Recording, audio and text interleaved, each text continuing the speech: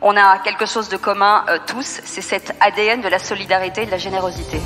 Parce que les entrepreneurs ne sont pas que là pour aller gagner des profits. Une vie sans engagement est une vie fade. Qu'est-ce qu'on risque ? Obtenir du bonheur ? Le bien de tous et l'affaire de chacun. Vous écoutez Génération Bien Commun. Je suis Thomas Tixier et tous les 15 jours, je reçois un invité qui s'engage au service du bien commun. Ensemble, nous discutons de son parcours, de ce qui l'anime au quotidien et de ses actions concrètes en faveur de la société. Rejoignez-nous dans ce podcast pour découvrir des échanges sans tabou avec ceux qui osent s'engager.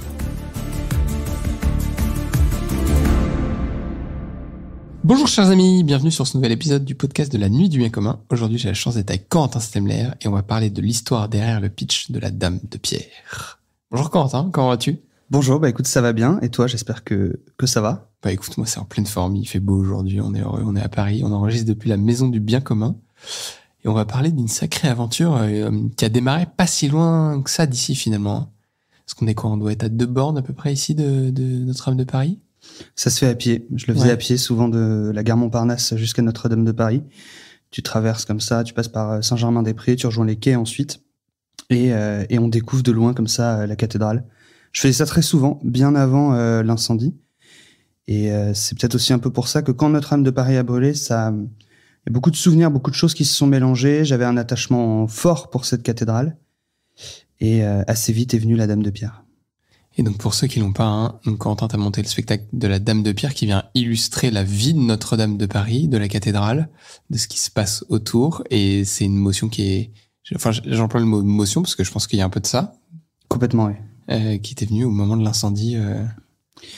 Je raconte un peu. J'ai été en fait fasciné au moment de l'incendie par l'engouement qu'il y a eu autour de Notre-Dame de Paris et le fait que ça a révélé que les gens aimaient vraiment cette cathédrale. Moi, pour bien la connaître, j'avais notamment été frappé par le fait que 1 ou 2 ans avant l'incendie, le directeur du mécénat de Notre-Dame de Paris, qui d'ailleurs depuis est devenu un ami, et racontait qu'il cherchait 7 millions d'euros pour faire des travaux et qu'il ne les trouvait pas. Donc moi, je m'étais forgé un peu cette idée que, en fait, dans notre siècle, les cathédrales, ça intéressait plus personne. Et quand on a vu ce qui s'est passé avec l'incendie, ça a réveillé quelque chose. J'ai trouvé ça très fort, très révélateur du fait qu'il y avait dans notre société des amours enfouis, des traditions qui pouvaient émerger à l'occasion d'événements comme celui de l'incendie de Notre-Dame de Paris. Et ça a été un petit peu pour ça que j'ai voulu faire la Dame de Pierre. Je me suis dit, la première étape, c'est que tout le monde se dit, oui, on est attaché à cette cathédrale, on y est même très attaché, les gens étaient bouleversés dans tout le pays, et même dans le monde entier. La deuxième étape, c'est de connaître son histoire, parce que pour bien aimer quelque chose, en fait, il faut le connaître. Donc c'est ça la mission de la Dame de Pierre, c'est raconter l'histoire de Notre-Dame de Paris, depuis sa construction jusqu'à aujourd'hui, à travers 800 siècles de vie parisienne. 800 ans quand même, quand tu 800 quand ans, tu ouais. poses le chiffre, tu te dis... J'ai dit 800 siècles, pourtant je suis pas marseillais. 800 siècles, j'ai même pas relevé cet aspect-là, je me suis surtout dit 800 quoi.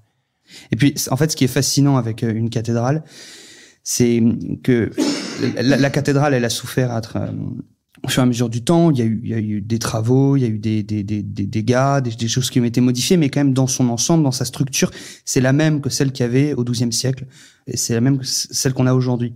Et en fait, cette cathédrale, elle est restée immobile au milieu de la cité. Elle a vu toute l'agitation humaine, des personnes naître, des personnes mourir. Tous les bâtiments autour d'elle sont pour l'immense majorité beaucoup plus récents qu'elle, et elle reste là en fait au milieu de Paris. Et elle attire toujours à elle, chaque année, des millions de fidèles, de pèlerins ou simplement de touristes. Je trouve que c'est un beau symbole de l'éternité au cœur de notre vie quotidienne, en fait. C'est assez fort, en fait. Quand j'ai le 800 qui me reste en tête, je me dis effectivement le nombre de vies qui ont vu la cathédrale, qui ont vécu avec elle, qui sont juste passées une fois, le nombre de...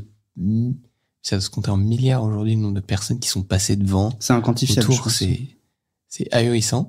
Et quand même, quelle audace de se dire, je vais faire un spectacle pour raconter ces 800 ans. Tout ça, ça vient un peu aussi de ton histoire personnelle. Est-ce que pour ceux qui connaissent pas, tu peux nous raconter aussi un peu comment tout ça est né, d'où vient un peu cette âme d'artiste qui t'a fait sauter le pas suite à l'incendie de Notre-Dame de Paris? Alors, en fait, moi, je suis né à Paris, j'ai grandi à Paris, mais j'ai découvert par mes grands-parents qui habitaient en Vendée le Puy du Fou quand j'étais très jeune. quand je crois que j'avais 2 ans la première fois que mes parents m'ont emmené en poussette au voir les spectacles du Puy du Fou. Et au fur et à mesure des années, ça faisait partie en fait pas de mon quotidien, mais disons que j'allais au Puy du Fou chaque été, parfois des dizaines de fois, et je suis devenu en fait Puy Follet, c'est-à-dire acteur bénévole à la Cinécénie du Puy du Fou en 2008 quand j'avais 10 ans. Donc j'ai découvert à ce moment-là de l'intérieur ce qu'était le Puy du Fou, comment fonctionnait un spectacle, ce qui fait que d'aussi loin que je me souvienne, j'ai toujours eu envie de faire de la mise en scène, de créer des spectacles. Le Puy du Fou, pour ceux qui n'ont pas, a cette particularité d'être une association dans laquelle il y a des professionnels, des cascadeurs, des acteurs qui jouent, mais il y a aussi toute une batterie de bénévoles qui vient autour sur certaines scènes plus ou moins complexes, et notamment dans la grande Cinécénie où il y a énormément de bénévoles qui produisent un spectacle qui est fabuleux tous les étés. Oui, c'est ça, c'est qu'il y a 4000 bénévoles qui constituent la Cinécénie, et l'association a créé le parc ensuite, qui lui enfin, les spectacles du parc sont interprétés par des saisonniers, des intermittents du spectacle, mais ce sont toujours 4000 bénévoles qui interprètent la Cinécénie, le spectacle nocturne. Et c'est ce spectacle que j'ai rejoint comme acteur en 2008. Tu te souviens de ton rôle à l'époque ? Alors, en fait, on fait un ensemble de rôles à la Cinécénie, on fait ce qu'on appelle une ligne de rôle, donc on a 4-5 rôles au fur et à mesure du spectacle. En fonction des tableaux qui changent, à une époque, tu peux être un Romain, 5 minutes après, tu changes de costume. Tu changes de costume et tu reviens, ouais. Et c'est d'ailleurs comme ça qu'on fonctionne aussi pour la Dame de Pierre. Donc, je me souviens, en fait, des différents rôles que j'ai faits depuis 2008. Je saurais pas te dire précisément les rôles que je faisais. Celui qui t'a le plus marqué à la volée, je pense que le rôle le plus marquant, c'est quand c'est la scène, en fait, des guerres de Vendée, quand il y a la charge entre les Bleus et les Vendéens. Ensuite, qu'il y a le général Bonchamp qui succombe à ses blessures et qui, en fait, juste avant de mourir, demande à ce que on fasse grâce à tous les prisonniers bleus. C'est un événement historique qui a réellement existé pendant les guerres de Vendée, et il y a cette scène qui est présentée à la Cinécénie. Donc, j'ai jamais joué le général Bonchamp, mais j'ai parfois été assez proche, en fait, de l'action à ce moment-là, en portant un drapeau juste à côté du brancard sur lequel est porté le général. Et c'était toujours un moment très fort dans le spectacle. Et on le sent, en fait, parce que quand on joue sur scène à la Cinécénie, on est à peu près 2000, jusqu'à 2000 sur scène. En fait, il y a 14 000 personnes dans la tribune devant. Et on sent la présence du public. De manière générale, dans le spectacle, on sent toujours cette présence du public. Et on sent quand le public est complètement capté par ce qu'il voit. Et à ce moment-là, dans la Cinécénie, c'est exactement ce qui se passe. Il y a tout le volume sonore qui redescend, Bonchamp qui ferme les yeux, et là, il y a quasiment un silence. 16 000 personnes qui regardent et écoutent la même chose. Quand on cumule la tribune et la scène, c'est des moments extrêmement forts. Et donc, tu pars de là, tu vis cette Cinécénie, et c'est de là, petit à petit, qu'est-ce qui se passe après dans la vie de Corentin J'ai continué à rêver de faire des spectacles, mais j'ai mis du temps, je pense, à savoir comment j'allais le faire. Quand j'avais 10 ans, je me disais pas « je veux faire des spectacles ». Je me disais, j'ai envie de créer des choses, d'imaginer des choses avec de la musique autour de la scène. Et tu te le disais comme un enfant se dit, j'aimerais être astronaute ou pompier? Ou au fond de toi, tu disais, c'est sûr, c'est... Ah, moi, j'étais sûr, hein. J'ai des vidéos que j'ai retrouvées récemment où, avec mon petit frère, moi j'avais 10 ans, lui en avait 8, on tournait des communiqués de presse dans ma chambre pour annoncer qu'on cherchait un budget de 45 € pour notre prochain spectacle. On a vraiment fait ça. Excellent. Donc, non, il y avait, je pense, une forme de certitude du fait que j'allais aller vers ça. Et en fait, j'ai commencé par écrire, mais j'écrivais beaucoup de poésie quand j'étais adolescent. J'ai continué un peu après. Et je suis venu assez tardivement vers le théâtre. J'ai écrit ma première pièce de théâtre quand j'avais 18 ans, je crois.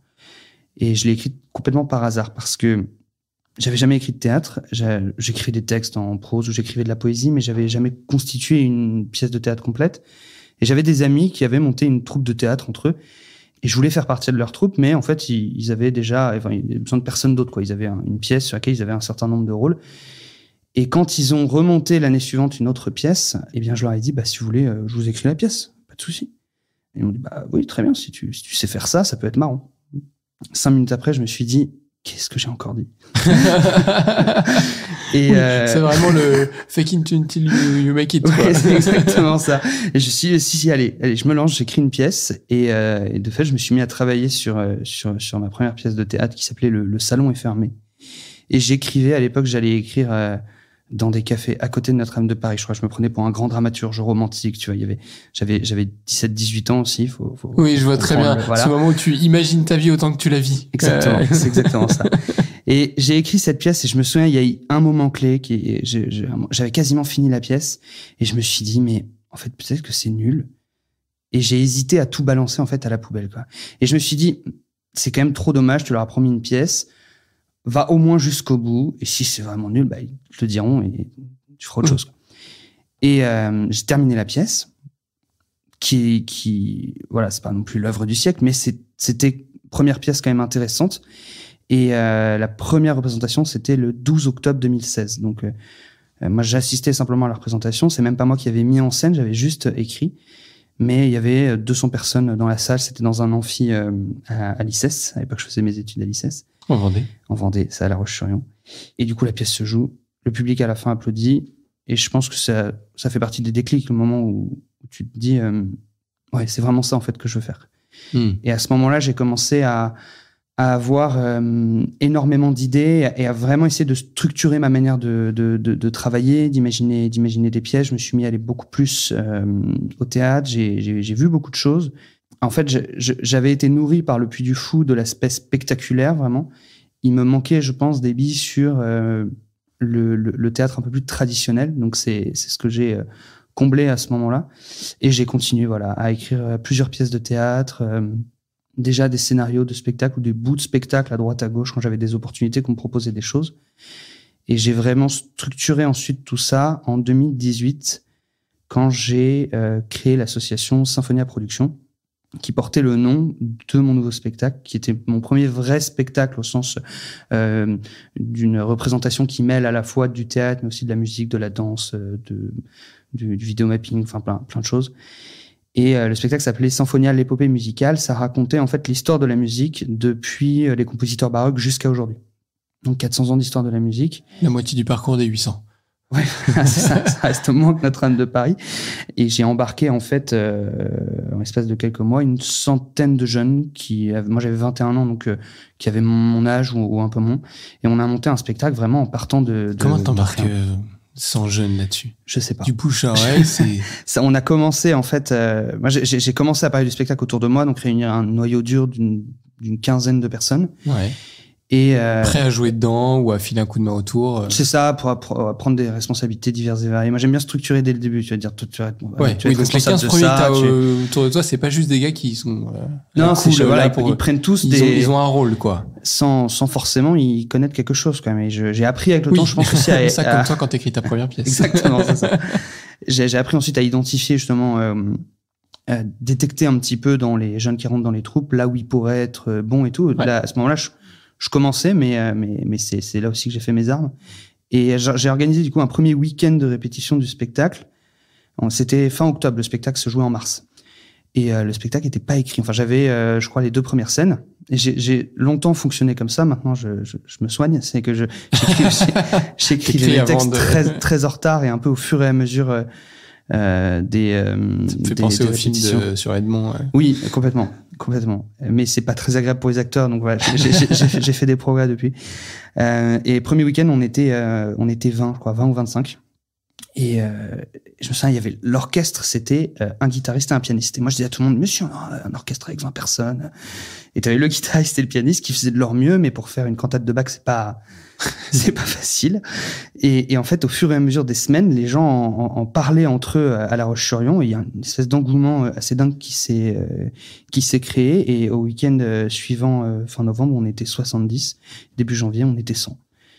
Et c'était devenu une vraie fourmilière. On répétait dans une sorte de grand hangar segmenté en plusieurs pièces qui nous étaient prêtées par notre régisseur technique. Tout le monde dormait par terre, c'était à peine chauffé et tout. C'était vraiment les saltimbanques. Et en fait, quand je passais d'une pièce à l'autre, il y avait le chœur qui répétait, l'orchestre qui répétait, les danseuses qui répétaient, les comédiens qui répétaient, les costumières qui faisaient des costumes entre 2 couloirs. C'était une ambiance assez folle, en fait. Et ça a vraiment posé les bases de Symphonia, de l'association. Et c'est après ce spectacle qu'on a joué d'abord à La Roche-sur-Yon, puis à Paris. On a fait 5000 spectateurs. C'est après ça que je me suis dit, on continue. En fait, on avait monté l'association pour faire ce spectacle. J'avais bien l'intention d'en faire d'autres, mais ça a été là encore un déclic sur le fait de je me suis dit, faut vraiment continuer. Parce que ce que j'ai aussi découvert de très fort avec ce spectacle, c'était que au-delà du spectacle en lui-même, ce qui s'était créé humainement avec la troupe était juste hors du commun. C'est-à-dire que j'ai vu des jeunes prendre énormément d'assurance, faire quelque chose, donner plus de sens en fait à ce qu'ils faisaient dans la vie, parce que ils avaient le sentiment de participer à une œuvre où ils pouvaient se donner pour quelque chose de beau, qui en plus apportait quelque chose de fort au public. Il y en a certains qui après ont décidé de se lancer dans des métiers artistiques. Donc, ce qui se passe généralement en coulisses est aussi beau que ce qui se passe sur scène ou avec le public. Et c'est, je pense, pour ces deux raisons que j'ai continué Symphonia. Si c'était juste pour le spectacle et le public, il m'aurait peut-être manqué quelque chose, mais c'est le fait de conjuguer aventure artistique et aventure humaine. C'est ça vraiment l'essence de l'association depuis le début. Je me remets dans la tête du petit gars de 21 ans. Tu réalises tout ça? Ou en vrai, t'as joué à un spectacle, c'était kiffant et... Je pense que j'étais plus la tête dans le guidon. En fait, j'ai un côté très rêveur, tu vois, par moment. Mais quand je décide qu'il faut y aller, là, je change quasiment de personnalité, tu vois. Je suis très terre à terre, concret et tout. Et là, j'ai plus le temps de prendre du recul ou de rêver ou d'intellectualiser ce qui se passe. C'est après coup, en fait, que je me dis, mais c'était fou. Et encore aujourd'hui, parfois, je regarde des vidéos de cette époque et je me dis, bon, on était complètement fous. Mais par contre, ce qu'on a vécu, c'était vrai, c'était fort. C'était fondateur, et ceux qui l'ont vécu en parlent encore. Ouais. Aujourd'hui, dans la Dame de Pierre, il y a des gars de l'époque encore qui sont là? Il y en a quelques-uns. C'est une toute petite minorité, mais il y en a quelques-uns qui ont suivi. Ensuite, tous étaient étudiants à l'époque en 2019. Maintenant, oui, ils ont des boulots. Il y a vraiment un renouvellement au fur et à mesure, parce que, on ne devient pas artiste bénévole de carrière. C'est-à-dire que soit on en fait son métier, et à ce moment-là, on continue à faire des spectacles, soit bénévolement avec Symphonia, soit en professionnel avec d'autres structures, soit c'est un passage en fait, et un acteur, un musicien, un danseur vient 1 an, 2 ans, 3 ans participer à un ou plusieurs spectacles, et puis après il passe la main à d'autres. Ok. Franchement, j'ai fait 50 théâtres, c'était un peu roots, mais tu vois, on était 20. Représentation de franchement, aller à tout casser, 600 personnes, tout cumulé. Je mesure le nombre de paliers qu'il y a entre les deux, sachant qu'on vivait ces choses au même âge. Le différentiel d'arriver à construire un truc, d'embarquer autant de personnes, avoir autant de spectateurs derrière, gérer tout ça. Comment c'est vécu un peu autour de toi? C'est la passion qui est soutenue, ta famille te soutient là-dedans, ou il y a un côté, bon voilà, c'est le côté rêveur de Corentin, mais à un moment ça va s'arrêter? Il y a eu un peu un avant et un après ce premier spectacle, parce que avant, pour beaucoup de personnes, effectivement, c'était de l'ordre du rêve. Et moi, ça m'a prouvé que je pouvais en faire mon métier et en vivre. Et autour de moi, notamment par exemple mes parents et tout, l'ont compris aussi à ce moment-là. Alors que c'était pas du tout le cas, et ça a mis beaucoup de temps avant que ce soit le cas. Ça fait depuis même pas 1 an maintenant que je vis vraiment de ce métier. Ouais, alors que le spectacle, ça fait quasiment ton premier avec Symphonia Mosaic, ça fait pas loin de 10 ans. Symphonia, l'épopée musicale. L'épopée musicale. C'est une autre association. C'était il y a 5 ans. C'était il y a 5 ans. La première pièce de théâtre, c'était il y a 7 ans. Ok, donc un peu moins d'une dizaine. Ça fait, donc tu t'es quand même sacrément bien accroché. Oui, alors t'as eu le Covid aussi au milieu, qui forcément pas permis de faire de spectacle. Moi, j'avoue, j'en ai pas trop souffert, parce que c'était le moment où je commençais à lancer la Dame de Pierre, mais rien n'était acté. Donc, on n'a pas dû subir de décalage à cause du Covid, de représentations annulées ou autres. Il y a beaucoup d'artistes ou de producteurs qui ont beaucoup souffert à cette période. Moi, j'ai plus maturé à ce moment-là des projets de spectacle. Mais oui, effectivement, ça a été plusieurs années où il fallait s'accrocher, parce que aussi, j'ai choisi une voie qui était pas la plus facile, mais je le regrette pas du tout. C'est que j'ai choisi de créer des spectacles, mais de les produire moi-même. Parce qu'en fait, j'avais pas envie d'être dépendant d'un producteur qui, certes, prendrait en charge tout le financement et même l'organisation pratique, etc. de la représentation, mais qui serait en mesure de me dire entre deux couloirs, tiens, en fait, ta pièce, la scène 8, c'est un peu long, donc tu raccourcis. La scène 2, là, le moment où tu parles de Dieu, c'est, s'il te plaît, enlève ça. Hein, je me suis dit jamais ça. Et j'ai vu des auteurs subir ça. Et je me suis dit, je ne veux jamais vivre ça. C'est-à-dire que ça veut pas dire que je suis pas prêt à écouter les conseils, les remarques et tout, mais je ne veux pas que quelqu'un, sous prétexte qu'il y ait de l'argent, puisse m'imposer des limites artistiques alors que je veux faire des spectacles authentiques dans leur message. Et c'est ça qui a été compliqué, c'est qu'il a fallu d'abord réussir à progresser, acquérir de l'expérience sur le fait d'imaginer, d'écrire un spectacle, mais aussi vivre en fait une aventure entrepreneuriale à côté pour faire que ce spectacle existe vraiment. Et c'est sur la Dame de Pierre que le pas a été le plus compliqué à franchir. Tu m'étonnes. Parce que je me suis retrouvé en fait en l'espace de quelques mois. C'est au moment où la Dame de Pierre a commencé à vraiment se monter, c'est allé très vite en fait. Il aura fallu 4 ans en tout, mais voilà le moment. Oui, parce qu'en fait, si on résume vite fait dans les dates, mais il y a l'incendie, donc l'idée. À ce moment-là, t'as rien sauf une idée en tête. Ensuite, il y a le Covid qui arrive, mine de rien, assez vite. Donc là, tu matures et t'écris, c'est ça? Je finis d'écrire en mai 2020 la première mouture. Ouais, donc on est en milieu du confinement. Ouais, vers la fin du c'est confinement. fin du confinement. J'ai pris 15 jours d'affilée. J'avais déjà écrit quelques scènes, mais j'ai pris 15 jours d'affilée et j'ai écrit l'essentiel du spectacle en 15 jours. C'est comme ça que je fonctionne. En fait, je réfléchis pendant longtemps, je me documente beaucoup.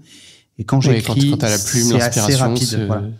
Mais du coup, ouais, effectivement, 2020. Et en fait, ensuite, il y a eu un an où je commençais à essayer d'en parler.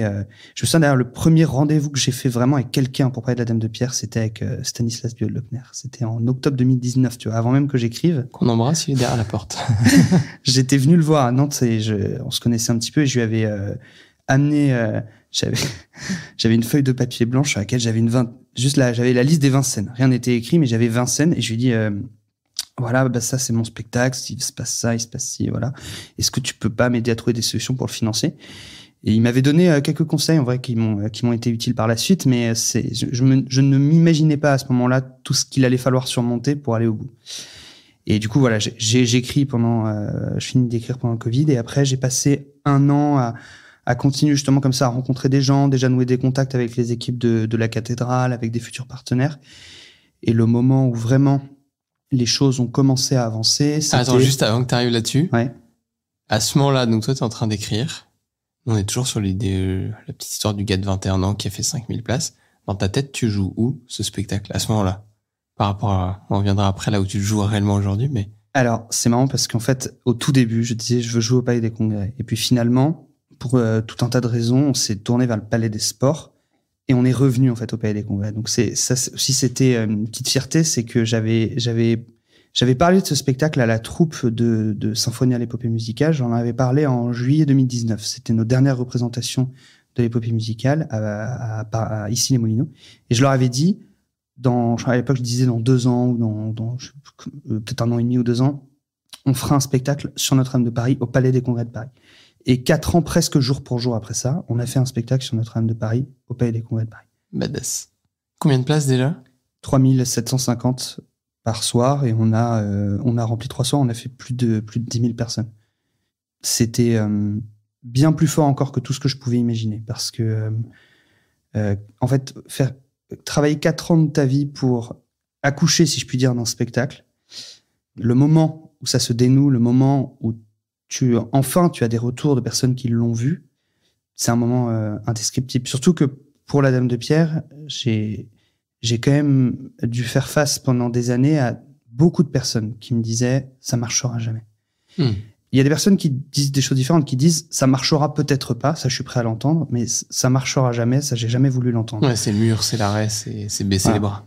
Mais il y a aussi des personnes qui ont fait confiance, qui ont aidé au fur et à mesure, et le moment où le public se lève le soir de la première, en fait, à ce moment-là, et je te promets que c'est vrai, c'est pas pour faire le mec sympa, mais je pensais surtout à justement toutes ces personnes qui nous ont fait confiance, qui nous ont aidés, dont certaines étaient dans la salle, et je me suis dit, j'ai honoré cette confiance parce que j'en ai pas fait n'importe quoi, j'ai dit que j'allais faire quelque chose, je l'avais promis, et on l'a vraiment fait, voilà, avec la troupe. On a fait ce spectacle et il est à la hauteur de ce que les gens attendaient. Je reviens dans la chronologie du coup en juin 2021 où on a été sélectionné pour la Nuit du Bien Commun. Donc ça a été aussi un vrai tournant qui, je dirais, a vraiment lancé le processus de financement du spectacle. Ça a été notre première source de financement et c'est le moment où j'ai vraiment commencé à réfléchir sur la manière avec laquelle on allait réussir à financer ce spectacle. Et La Nuit du Bien Commun a été une vraie prise de conscience sur le fait que c'était possible, mais ça allait être compliqué. C'était possible parce que on a levé près de 53 000 euros, je crois, à La Nuit du Bien Commun. Des personnes qui nous ont fait des dons vraiment parce qu'ils croyaient en ce projet, alors qu'il y avait rien à l'époque. Je devais avoir 3 pauvres visuels. Enfin, si je me mets à la place des gens dans la salle à l'époque, je me dis, c'était courageux, quoi, de faire confiance, parce que déjà un projet de spectacle, c'est pas forcément rassurant. Je justifiais pas à l'époque de projets de taille comparable. J'avais fait des choses, mais j'avais jamais fait un format aussi gros. C'était 5 à 10 fois plus gros que ce que j'avais fait avant, en fait. Et pourtant, voilà, il y a quand même une centaine de personnes qui ont décidé de nous faire confiance et de nous soutenir. Donc c'est pour ça que je me suis dit c'est possible. Mais en même temps, je me dis là on pouvait pas espérer mieux. C'est-à-dire que l'exposition qu'on a avec La Nuit du Bien Commun, par nous-mêmes, on est incapable de l'avoir. Et je cherchais à l'époque 200 000 euros, je crois. Et on en avait levé 50 000. Donc je me dis on a fait un quart. Maintenant on va falloir se débrouiller pour lever les 150 000 restants. Donc ça a été le début d'un long chemin pour continuer à avancer. Je me suis rendu compte en fait assez vite que sur le financement de la Dame de Pierre, il y avait une particularité par rapport à d'autres associations, c'est que on est comment dire, la Dame de Pierre en fait est considérée comme un produit commercial en fait. C'est-à-dire que ça peut pas être financé exclusivement par du mécénat parce qu'on vend des billets de spectacle. C'est pas comme si on disait on va faire un spectacle et on va aller le jouer gratuitement dans les hôpitaux ou autre. Oui, il y a un moment pour aller te voir au Palais des Congrès. J'achète ma place. Donc si tu veux, tu peux difficilement faire financer l'ensemble d'un projet comme ça par du mécénat. Parce que les gens butent souvent justement sur ça, de se dire mais attendez, on va financer quelque chose en faisant un don alors que derrière vous allez récupérer de l'argent et tout. Donc c'est pour ça qu'on s'est tourné ensuite vers une autre solution pour lever le reste de la somme, qui a été une campagne d'investissement via Credo Lending, où du coup ce sont des investisseurs qui ont mis des tickets qui allaient de 500 à 20 000 euros et qui sont rémunérés ensuite avec des royalties, donc un pourcentage sur le chiffre d'affaires du spectacle. Donc sur le nombre de billets que tu vends, le nombre de représentations que ça a potentiellement généré. Voilà. Et donc c'est un investissement, mais par contre c'est vraiment un investissement engagé parce que le risque pris par ces coproducteurs est quand même vraiment important, parce que là, pour récupérer ce qu'ils ont investi sans même parler ensuite de faire une plus-value, il faut déjà que le spectacle soit joué pendant 2 ans, au moins 2 ans. Donc ils ont vraiment. Et à ce moment-là, on sait pas si tu vas prendre un four à la première, quoi. Exactement. Donc c'est pour ça que c'est de l'investissement, c'est pas la même mécanique que le don. Il n'empêche que, là encore, les gens qui ont coproduit le spectacle par cette campagne Credo Lending l'ont vraiment fait parce qu'ils voulaient soutenir une œuvre artistique qui portait des valeurs fortes. Oui, tu mets pas des billes là-dedans si tu veux avoir un taux de rendement exponentiel. Enfin, la probabilité que tu t'en sortes avec même un peu d'argent... oui, je pense que le mieux, c'est d'ouvrir un livret A, en fait. Si tu veux faire, bon, et comme le spectacle fonctionne, on va pouvoir... Plus besoin d'ouvrir un livret A. Non, on va pouvoir évidemment rembourser ces investisseurs. Mais c'était il y a un an, quand on était en pleine campagne il y a un an, c'est-à-dire que c'était juste une promesse, mais qui était complètement incertaine, parce que tout restait à prouver encore avec le spectacle. Et on a levé du coup 513 000 euros. Et on a continué ensuite à lever des fonds parce que au fur et à mesure que la Dame de Pierre avançait, que la présentation se rapprochait, d'abord il y a clairement des choses qu'on avait sous-estimées au début en termes de coûts. Parce que comme le format est beaucoup plus grand que ce qu'on avait fait avant, il y avait des ordres de grandeur que j'avais pas, quand j'ai commencé à imaginer des choses en 2019 ou en 2020, à faire les premiers budgets. Et puis aussi des choses qui sont rajoutées. On a voulu aller plus loin. On a constitué un orchestre philharmonique avec 50 musiciens, tous bénévoles, mais dont la plupart avaient tous leurs diplômes de conservatoire et tout, qui ont enregistré les musiques du spectacle en studio. Donc, même si tous les musiciens sont bénévoles, là encore, t'as un coût technique, logistique, qui est quand même assez considérable. Et du coup, on a levé en tout, pour la création de la Dame de Pierre, 950 000 euros à ce jour pour... Tu t'es arrêté aux portes du million, quoi. C'est ça. Je ne voulais pas franchir cette barre symbolique. Et ça, c'était en fait les fonds nécessaires pour la création du spectacle et pour le fonds de roulement. Et ensuite, la Dame de Pierre est autonome par sa billetterie, en fait. Selon les représentations, doivent s'auto-financer. Le but n'est pas de solliciter Et pour se donner un ordre de grandeur, parce que je suis très nul sur les budgets de culture, c'est par rapport à ce que aujourd'hui tu vois de l'ampleur du spectacle, des premières que tu as jouées, c'est normal pour un spectacle comme ça. C'est quoi ton ressenti là? Alors, sorti un peu. Pour un spectacle, c'est une très grosse somme, mais par Ouais. contre, pour un spectacle au Palais des Congrès, c'est pas grand-chose. Ok. J'ai rencontré il y a quelques semaines le directeur d'une grande salle parisienne, autre que le Palais des Congrès, et on parle de la Dame de Pierre, je lui présente un petit peu ce qu'on a fait, et je lui dis notamment ce qu'on a investi dans la création. Et moi, quand je le dis, c'est un argument de crédibilité pour lui dire, voilà, on a quand même fait un truc un peu sérieux. Il dit, ah ouais, vous êtes bien débrouillé quand même avec ce budget. Ça a été la réaction du gars, quoi. Le gars t'a fait petit bras, quoi. Voilà. Et c'est vrai que les spectacles par lesquels on a commencé nous ont donné une manière de fonctionner en allant vraiment à l'économie tout en garantissant une qualité à ce qu'on créait en décor, en costume ou autre. On avait évidemment beaucoup plus de moyens du coup pour la Dame de Pierre que pour les autres spectacles, mais on avait gardé voilà quand même ce souci de faire le mieux possible avec le moins possible. Donc pour ça qu'on a réussi à créer ce spectacle pour un budget important mais moins important que les productions comparables. Et puis on a aussi évidemment fait beaucoup de choses avec nos équipes bénévoles. En fait, on a des choses qu'on a externalisées. Il y en a d'autres où on a eu des personnes à temps plein, notamment une équipe de décorateurs de 3-4 personnes issues de la troupe d'ailleurs, qui sont venues renforcer l'équipe décor dans les 6 derniers mois. Mais on avait aussi tous nos week-ends de répétition où on avait les équipes décor, costumes, accessoires bénévoles qui venaient renforcer en fait. Donc en tout, il y a eu 200 personnes bénévoles qui ont travaillé sur la création de la Dame de Pierre. Sans compter les acteurs. Si, en comptant les acteurs. Maintenant, en fait, la troupe de la Dame de Pierre, c'est 132 personnes. Sur chaque week-end, on déplace 132 personnes. Mais l'année dernière, pour la création, on était Ok, plus oui, de d'accord. 200. Ouais. J'ai réduit l'effectif. C'est pas tout à fait le bon terme, mais tu finis par trouver l'équilibre entre il faut accoucher de la première et puis après, il y a ce qu'il faut pour tourner, quoi. Puis il n'y a plus aujourd'hui à fabriquer tous les costumes, tous les décors exactement. et tout comme on avait l'année dernière. Donc c'est pour ça qu'on est un peu moins nombreux. Ça reste quand même un nombre conséquent. Tu vois, dans chaque ville où on passe, il faut loger, nourrir 130 personnes, organiser les transports sur un week-end pour faire une ou deux c'est un petit peu intéressant parce que représentations. quand tu pitches sur cette édition à l'Olympia, toi, ce que tu pitches, c'est 3 ou 4 représentations à Paris. Oui. Et déjà, c'est énorme. Mais je parle pas de la suite, en fait. Et tu parles c'est pas ça. de la suite. Parce que j'avoue que j'avais un peu peur à ce moment-là. Je me suis dit, bon, c'est-à-dire qu'à la fois j'y croyais au fait qu'on allait faire ce spectacle et j'avais envie de croire que ça allait marcher. En même temps, déjà arriver sur la scène de l'Olympia en faisant une blague en disant, bon, alors on joue pas à l'Olympia parce que la salle est trop petite, on va aller au Palais des Congrès.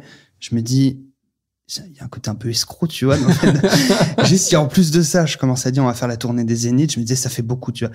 Et j'ai mis du temps, en fait, à réussir à le dire, alors que en privé, si tu veux, avec les personnes qui constituent le projet, nous, on se le disait tout le temps. On va faire une tournée, on va quand même attendre de voir comment Paris se passe, mais après, on fera une tournée. Ouais, mais l'envie était là, quoi. Voilà, t'avais vraiment l'envie et j'avais quand même déjà commencé un travail de budgétisation et tout, mais voilà, j'avais du mal à le dire parce que j'avais vraiment peur de me décrédibiliser totalement. Et en fait, c'est un peu l'inverse qui s'est passé, c'est que beaucoup de gens attendaient de manière légitime que la Dame de Pierre ne dure pas que 3 jours, mais qu'elle puisse toucher des personnes partout en France. Et du coup, quand on a commencé à le dire, mais avec un discours vraiment bien fourni sur exactement quelle ville on veut faire, avec déjà voilà des notions budgétaires, logistiques plus précises, et bien en fait, ça nous a crédibilisé auprès de pas mal d'interlocuteurs qui se sont dit oui, c'est un vrai projet de spectacle, c'est pas juste un coup d'épée dans l'eau 3 jours au Palais des Congrès. Comment tu signes le Palais des Congrès? Alors, c'est amusant que tu poses cette question parce que je crois que c'est pas tout à fait ta question, mais je me souviens du moment où j'ai signé physiquement le contrat. Mais avant ça, sur le fait de réussir à avoir la salle, en fait, je connaissais un petit peu les équipes parce qu'on avait joué notre spectacle précédent au Palais des Congrès d'Issy-les-Moulineaux, qui est une salle beaucoup plus petite, mais qui appartient en fait à la même structure. Et je les ai rappelés pour la Dame de Pierre en me disant ils vont pas me prendre au sérieux. Et en fait, au contraire, comme on avait déjà travaillé ensemble il y a quelques années, ils étaient plutôt en confiance. Moi, je pensais qu'ils allaient dire non parce qu'il y avait Notre-Dame de Paris, la comédie musicale, en plus, qui allait revenir au Palais des Congrès quelques mois après nous, donc quelques mois après les dates que j'envisageais. Donc, je me suis dit c'est pas possible, ils vont dire non. Et en fait, au contraire, ils ont été assez emballés par l'idée. Ils nous ont bien accompagnés, bien soutenus. Et le moment où j'ai signé le contrat, c'était en novembre, il y a un an, novembre 2022. Je me souviens très bien, j'étais dans un café à côté de la gare Montparnasse. Et là, vraiment, je me suis arrêté pendant 10 minutes. Je me suis dit, est-ce que je fais vraiment ça, quoi? C'est-à-dire que je signe un contrat à plus de 100 000 euros, pour un spectacle qui n'est pas encore créé. On avait commencé les répétitions, mais c'était pas encore fait. Là, j'avoue que ma certitude a vacillé 5-10 minutes. Et n'arrivant pas à répondre rationnellement à la question, j'ai signé et j'ai envoyé. C'est comme ça que ça s'est fait. Et c'est vrai que beaucoup ce petit moment d'histoire où tu te dis, finalement, parfois ça tient pas à grand chose. Ouais. Ouais, il y a un moment, tu fais un peu ton esprit cartésien, le rêveur revient. Tu dis, on est là pour y aller, quoi. Non, mais c'est bien, en fait, de se poser la question rationnellement. Moi, généralement, c'est ce que je fais. Quand ma raison n'arrive pas à me prouver qu'il faut pas le faire, j'écoute le cœur, en fait. Alors, si tu t'arrêtes et que vraiment ta raison te dit non, là, faut pas y aller, là, il faut quand même réfléchir un peu plus. Et alors, le Palais des Congrès, alors, du coup, quand on a lancé la billetterie, au début, ça a bien pris, et puis après, il y a eu quelques mois où on vendait, mais on vendait clairement pas assez de billets. Et le directeur commercial du Palais des Congrès... Redis-moi le Palais des Congrès, le nombre de places que tu devais vendre pour la première? 3700. Et le directeur commercial du Palais, qui m'avait du coup vendu la salle, enfin loué la salle, je sais pas, j'aimerais bien acheter le Palais. Ouais. C'est le Palais Corentin. Ça viendra. Lui, de temps en temps, quand même, m'appelait en disant, on comptait faire quelque chose là, parce que on va pas se remplir tout seul, quoi. Et on lui disait, t'inquiète pas, on fait du mieux qu'on peut. Et effectivement, on faisait du mieux qu'on pouvait, mais ça a été un peu long.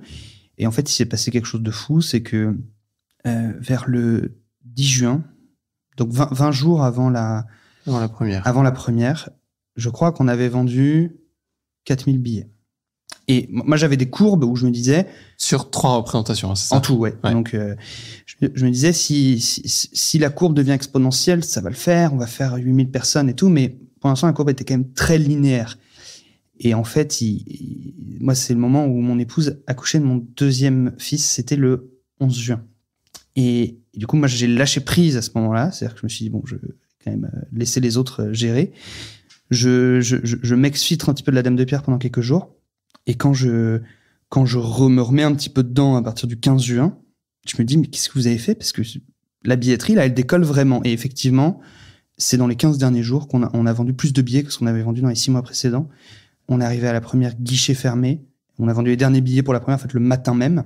Et ensuite, on s'est dit, moi, j'ai réuni la troupe, j'en ai dit, bon, on a un problème, on a dû fermer la billetterie parce qu'on n'a plus aucune place à vendre, en fait. Et on n'avait absolument pas prévu ce scénario-là. Et il restait encore quand même pas mal de billets pour la deuxième et la troisième. Et en fait, on jouait vendredi, samedi, dimanche. Et entre le vendredi et le dimanche, on a vendu plus de 2000 billets, je crois. Il y a eu déjà une espèce de bouche à oreille qui s'est mis en place.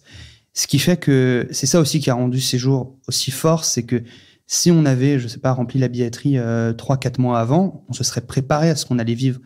Moi, quand je suis parti de Vendée pour venir à Paris et y rester 15 jours avant le Palais des Congrès, dans ma tête, je me disais, bon, je fais quoi si on se plante, quoi. Je vais devenir facteur, je vais... Tu prépares plus la question du four, c'est ça qui fait peur, quoi. Franchement, je me suis dit... et alors, première bataille gagnée, du coup, le fait que la salle soit pleine, et avant le spectacle, je me dis, bon, voilà, maintenant la salle est pleine, qu'est-ce qu'ils vont penser du spectacle? Et à ce moment-là, je me tourne vers Notre-Dame, vers la statue, parce qu'il y a une statue de Notre-Dame sur scène, qu'on peut voir depuis les coulisses. Et je me souviens d'avoir dit à Notre-Dame très simplement, j'ai fait ce que j'ai pu. Voilà. Moi, j'ai fait ce que j'ai pu. Et voilà. Et la suite, c'est celle que je te racontais tout à l'heure. J'allais dire, entre hommes de scène, entre ma petite expertise à ton échelle de la nuit du bien commun et ton immense expertise, mais comment tu vis il se passe quoi dans la tête de Corentin, j'allais dire le gars de 21 ans qui écrit sa pièce, qui est là dans le Palais des Congrès, dans le Palais des Sports, pardon, qui commence à entendre le brouhaha de la salle qui se remplit, l'émotion qui monte des comédiens qui se concentrent, les visages qui se préparent à la scène. Toi, c'est assez horrible. Moi, j'aime pas du tout ce qui précède la représentation, parce que c'est le moment où je me sens totalement impuissant. C'est-à-dire que pour la première fois, je ne peux plus rien faire qui va influer en bien ou en mal sur le sort du spectacle. C'est-à-dire que tout ce que j'ai fait, c'est terminé. Maintenant, c'est les acteurs qui doivent faire leur boulot. Et je savais par mes spectacles précédents que c'est un moment où j'avais du mal, l'heure qui précédait le spectacle, et jusqu'au moment où les gens applaudissent à la fin, s'ils applaudissent ou s'ils jettent des tomates. Mais du coup, ce que j'ai fait, c'est que j'avais demandé au costumière de me faire un costume. Et j'ai joué sur scène, en fait, le soir de la première. Et j'y suis allé avec mon fils de 2 ans. qui a commencé du coup sa carrière artistique au Palais des Congrès de Paris. Parce que comme ça... On reviendra quand il aura 52 ans et qu'il démarrera l'histoire. J'ai fait ma première scène à 2 ans. C'est ça. Et comme ça, une demi-heure avant le lancement du spectacle, j'ai enlevé mon talkie-walkie, j'ai éteint mon téléphone et j'ai dit à Timothée, qui était notre régisseur, je lui ai dit, écoute, je te laisse gérer, quoi. Maintenant, bon, si besoin, je suis en coulisses à tel endroit, voilà, mais je lui ai dit, je te fais confiance, je te laisse gérer, moi, je déconnecte. Et en fait, tant mieux, parce que du coup, j'étais beaucoup plus serein, parce que quand tu ne peux rien faire, mais que tu restes justement un peu préoccupé à te tenir au courant de comment ça se passe, est-ce que la salle se remplit bien, etc. Eh bien, en fait, c'est très frustrant, tu sais rien, tu deviens stressé et t'embêtes les gens, alors que voilà, moi, j'ai complètement lâché prise, je suis monté sur scène avec les autres, j'attendais que le spectacle commence, puis je suis monté sur scène. Et ce qui fait que j'étais plutôt serein. Et à la fin, la fin du spectacle, t'as un moment précis. C'est-à-dire que le public n'applaudit pas pendant le spectacle parce que le spectacle ne s'y prête pas. T'as un rythme, t'as une cadence qui fait ça. Voilà, t'es dans... T'as eu juste un moment où t'as eu des applaudissements, mais je les ai pas pris pour le spectacle parce que c'est au moment où t'as les pompiers qui sortent la couronne d'épines de la cathédrale. Là, t'as eu un peu d'applaudissements dans la salle pour les pompiers. Parce que tu vois très bien la scène, effectivement, voilà, c'est l'histoire très proche, forte. Puis on avait 300 pompiers de la brigade des sapeurs-pompiers de Paris dans la salle le premier soir. Oui, donc. Mais du coup, on arrive à la fin du spectacle. Là, il y a une comédienne qui récite un poème de Paul Claudel, seule sur scène, en direct avec son micro. C'est le moment le plus fort du spectacle. Et ça rejoint ce que je te racontais tout à l'heure en parlant de la cinécénie. Tu sens en fait un silence total dans la salle. 3700 personnes totalement immobiles, suspendues aux lèvres d'une comédienne. Et vraiment, elle termine son poème. T'as 3 secondes suspendues. Et là, tu as un brouhaha, le bruit en fait de 3700 personnes qui se mettent à applaudir. Et là, on a tous été complètement surpris parce que là encore, on ne s'attendait pas à ce que ça soit à ce point. La salle se lève et en fait, le spectacle n'était pas totalement terminé. On était au début du final, donc les gens finissent par se rasseoir pour qu'on entende quand même les voix des dernières phrases. Et ensuite, la salle se relève. Là, c'est vraiment les saluts. Et on a fait 15 minutes d'applaudissements où on mettait la musique en boucle, 15 minutes avec la salle debout et les gens qui applaudissaient. Et c'est les équipes techniques du Palais des Congrès qui m'ont dit, moi j'étais en coulisses, et qui m'ont dit, mais envoie tout le monde sur scène, t'as vu l'ambiance, envoie tout le monde sur scène. Et du coup, j'ai envoyé toutes les équipes techniques, décors, costumes sur scène, même l'orchestre qui avait enregistré la musique et qui était assis dans le public sont descendus sur scène. On était 200 sur scène à la fin, à tourner, à applaudir comme ça. Enfin, à applaudir, à être applaudi. Enfin, on applaudit, tout le monde applaudissait aussi. Tu vois, dans ces moments-là. Voilà. Ça, c'est des souvenirs absolument fous, mais tous les jeunes de la troupe, etc., avaient tellement mérité cet instant parce que ils ont répété comme des fous, ils ont travaillé de manière admirable pendant au moins toute une année, mais pour certains depuis beaucoup plus longtemps, pour ceux qui étaient là au début du spectacle. Enfin, quand j'ai commencé à imaginer la Dame de Pierre.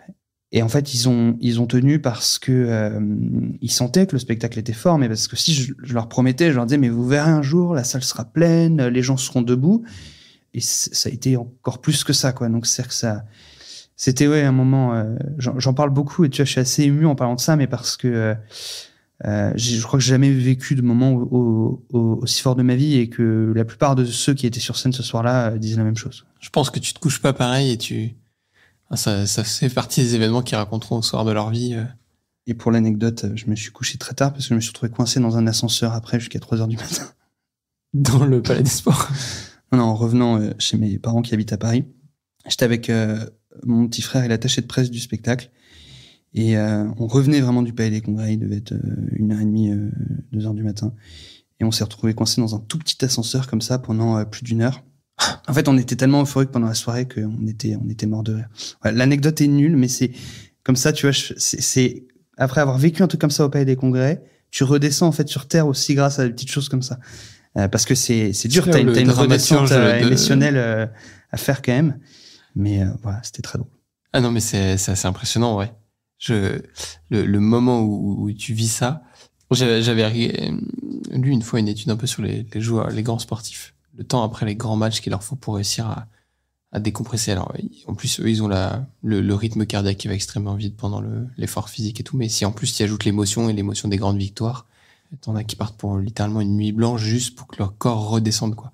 Et effectivement, les petits trucs de la vie, tu l'as vécu aussi à l'Olympia. Alors, c'est pas les mêmes mesures, mais je sais que tu vois, pour beaucoup des lauréats qu'on accompagne, Je sais pertinemment quand tu leur dis au revoir à 23h, minuit, tu sais que, voilà, avec ce qu'ils ont vécu à leur échelle, en livrant aussi leur vie, sur une scène, que ce soit celle du Théâtre Molière au Puy du Fou ou à l'Olympia à Paris, tu sais qu'ils sont pas prêts de se coucher, quoi. Il y a un truc qui a été touché. Alors, au Palais des Sports, devant 3500 personnes, mais quelle force ça doit être.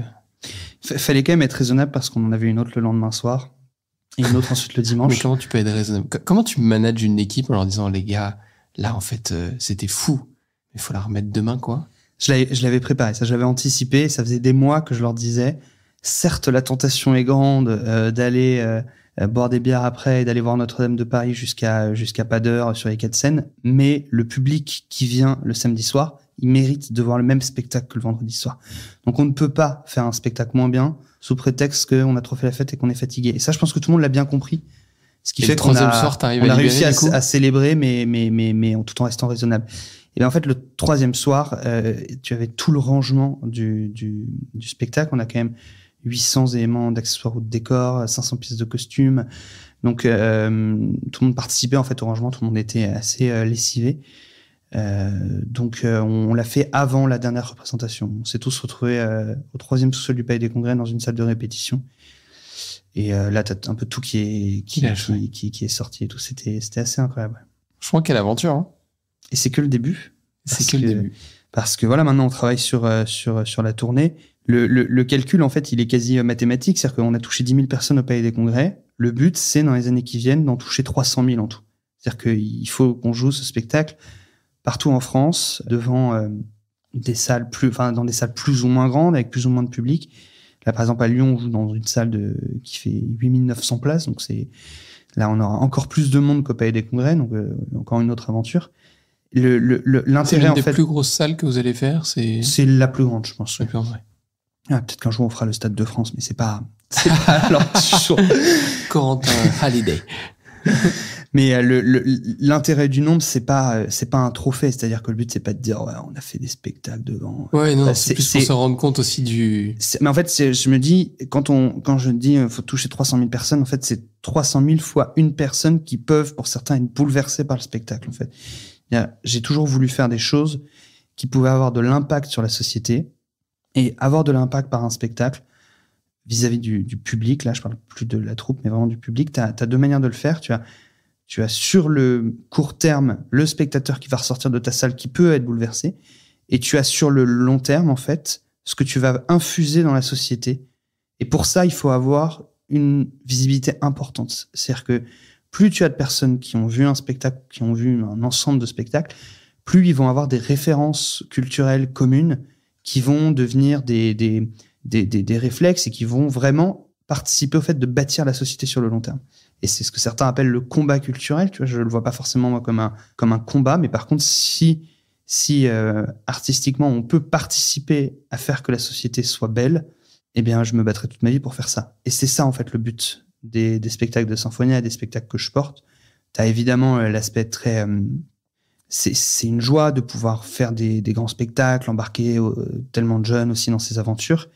Mais le but, quand même, c'est de rendre la société un peu plus belle. Et c'est ce que je disais à la Nuit du Bien commun d'ailleurs. Je suis fasciné par ta phrase parce que, à l'ère du Netflix, du Prime Video, de toutes les autres trucs comme ça à la con, là, c'est ahurissant de voir le nombre de productions artistiques / culturelles, tu mets ça à peu près dans le melting pot que tu veux, qui ont comme finalité de t'occuper 90 minutes.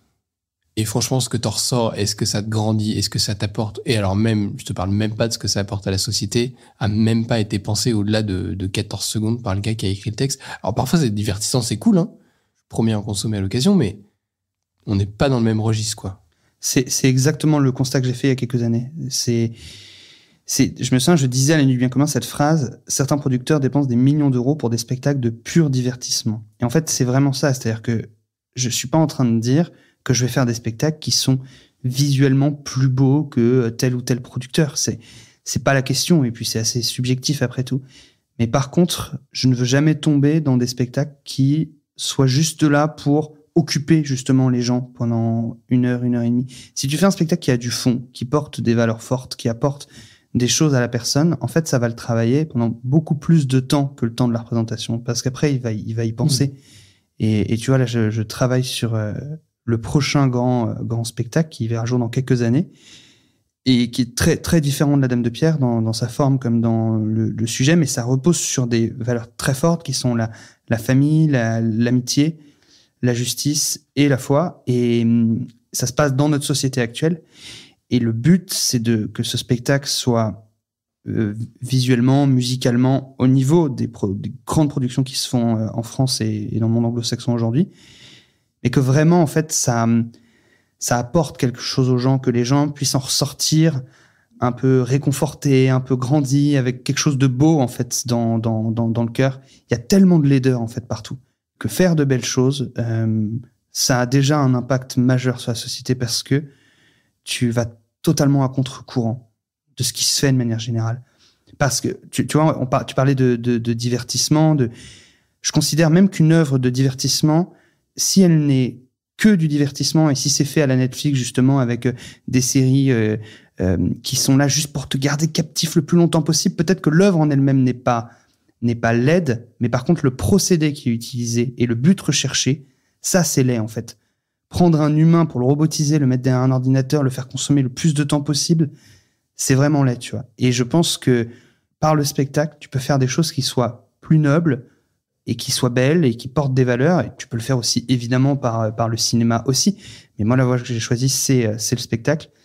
Et la société en a terriblement besoin, en fait. Mais les fruits de ça, ils se mesurent vraiment sur le long terme. Je ne saurais même pas te dire si de mon vivant, j'arriverais à dire, oui, j'ai peut-être pu apporter ça et tout. Mais je pense que l'histoire fera le tri après. Et que les gens qui laisseront une marque dans l'histoire, c'est ceux qui auront pensé un peu plus loin que justement le simple divertissement immédiat. J'ai envie de te poser une question à voir comment tu vas y répondre, si tu la juges très personnelle ou pas. Mais alors j'imagine que quand on écrit La Dame de Pierre, quand on vit tout ça, il y a des immenses fiertés.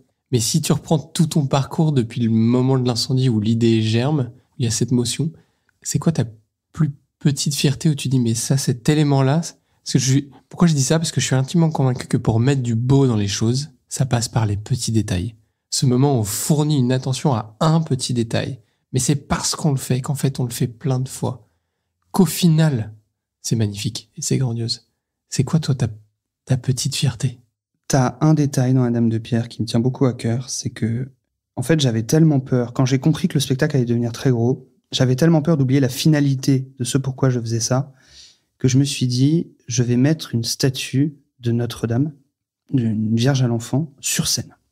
Et alors, au début, je me suis dit, je vais faire une reproduction de la Vierge au pilier, la célèbre statue de Notre-Dame de Paris. Et en fait, je me suis dit, non, faut pas faire ça, parce que si je fais ça, c'est un peu petit bras, tu vois, c'est-à-dire que c'est un élément de décor, c'est un élément historique. Je me dis, on va faire une vraie statue spécialement pour le spectacle.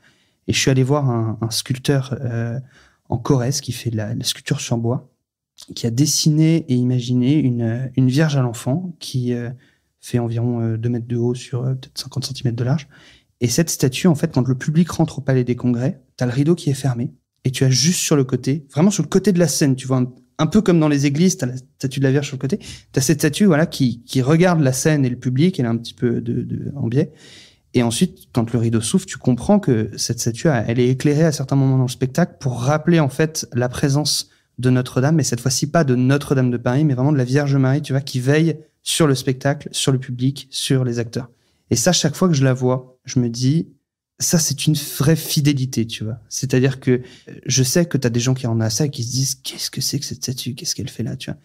Mais c'était un petit peu la manière d'être sûr que personne n'oublie jamais qu'on n'est pas en train de faire de la muséographie, que derrière, on parle, en fait, de la Sainte Vierge.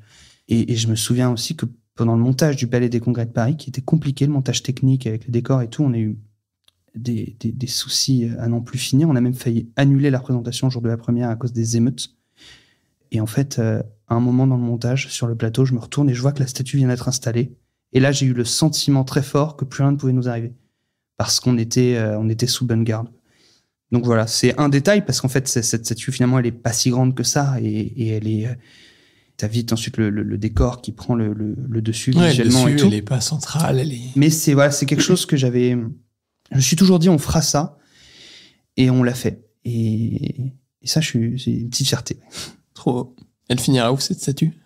Le jour où t'arrêtes. Alors, le but, c'est que la dernière représentation de la Dame de Pierre, peut-être dans 3 ans ou dans 10 ans, je ne sais pas, on la fasse au Palais des Congrès de Paris et qu'après, on fasse un pèlerinage du Palais des Congrès de Paris jusqu'à Notre-Dame de Paris et qu'on dépose la statue à Notre-Dame de Paris. S'ils disent non, on la déposera quand même. Faut quand même pas foutre à la poubelle une statue, tu vois. Donc, ouais, le but, c'est de faire ça, tu vois. J'adore parce que j'étais sûr que t'aurais une réponse à la question. Évidemment. En fait, quand tu fais un spectacle à Madame de Pierre, ce qui est génial, c'est que avant que tu sois pris par les problèmes financiers, les problèmes techniques et tout, t'as quand même plusieurs mois où tu rêves du truc. Et ce genre de choses, je les imaginais avec Alexis, avec Étienne et tout, qui ont participé vraiment au lancement du spectacle. Et on se disait déjà ces choses. On n'avait rien, on n'avait pas de troupe, on n'avait pas d'argent, même le scénario n'était pas complètement écrit. Mais déjà, on savait qu'on aurait une statue et que cette statue, on la portera en pèlerinage à Notre-Dame de Paris. J'adore cette manière de... Pour moi, c'est vraiment le truc aussi de la scène et de ces trucs un peu épiques où t'as ces petits détails qui ne font pas le projet dans le fond et qui, en fait, à la fin, sont quasiment le cœur et l'âme. Tellement, depuis le début, tu sais que ça, tu sais pas comment le reste ça va être fait, mais ça va être fait. Et en fait, sans ça, sans ces petits détails qui rendent beau, finalement, en fait, le reste se fait pas.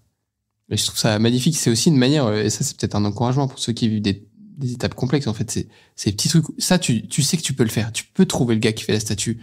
Tu peux faire ta balade entre le palais des congrès, des sports, de où tu veux et Notre-Dame de Paris. À ton échelle, ça se fait, quoi. Tu sais pas si tu peux remplir le palais des sports, mais ça, franchement, au pire, tu le fais avec un pote, quoi. Le pote, il est en face de toi, donc ça va se faire. Complètement. Ça fait des repères, tu vois, et puis il faut bien commencer par quelque chose. Excellent. Pétard, quel épisode. Merci, cher Corentin, franchement, pour tous ces dessous, cette aventure fabuleuse de la Dame de Pierre, née de cette motion au moment de l'incendie, propulsée à l'Olympia, dans cette salle trop petite pour y jouer la Dame de Pierre. Et qui finalement va t'emmener faire un tour de France. Tu peux nous citer un peu les prochaines grandes dates là que t'as en tête? Alors on a Lyon le 9 mars, on a Strasbourg au mois de juin, on revient au Palais des Congrès de Paris 14 et 15 septembre 2024, on sera à Nantes début octobre, à Bordeaux mi-décembre, en Vendée fin janvier 2025, et après voilà, on a plein d'autres dates, il y en a plein que j'ai pas citées aussi, en fait c'est un calendrier de tournée comme ça, c'est un peu compliqué, ça évolue pas mal. Okay. Donc, on retrouve tout sur la Dame de Pierre. Le mieux, c'est d'aller sur ladamedepierre.fr et on a en anglais, on liste toutes les dates. Il y en a beaucoup qui vont être fixées prochainement. Le but, c'est vraiment de jouer partout. Donc, dès qu'il y a une salle, soit un zénith, soit une salle avec au moins 3-4 000 places et tout, vous pouvez être à peu près sûr qu'on viendra dans cette zone d'ici 2026 ou plus tard. Bravo. Merci beaucoup. Merci à toi. Merci d'avoir écouté, chers amis auditeurs, jusqu'au bout de ce nouvel épisode. Et puis, je vous donne rendez-vous à très vite pour un nouvel épisode. Bonne journée. Merci d'avoir suivi cet échange, j'espère qu'il vous a plu. N'hésitez pas à vous abonner à notre podcast et à lui mettre une note de 5 étoiles sur les différentes plateformes d'écoute. Ça nous aidera à le faire connaître. Retrouvons-nous dans 15 jours pour un nouvel épisode de Génération Bien Commun, où nous continuerons à vous partager les témoignages de ceux qui s'engagent au service du bien commun.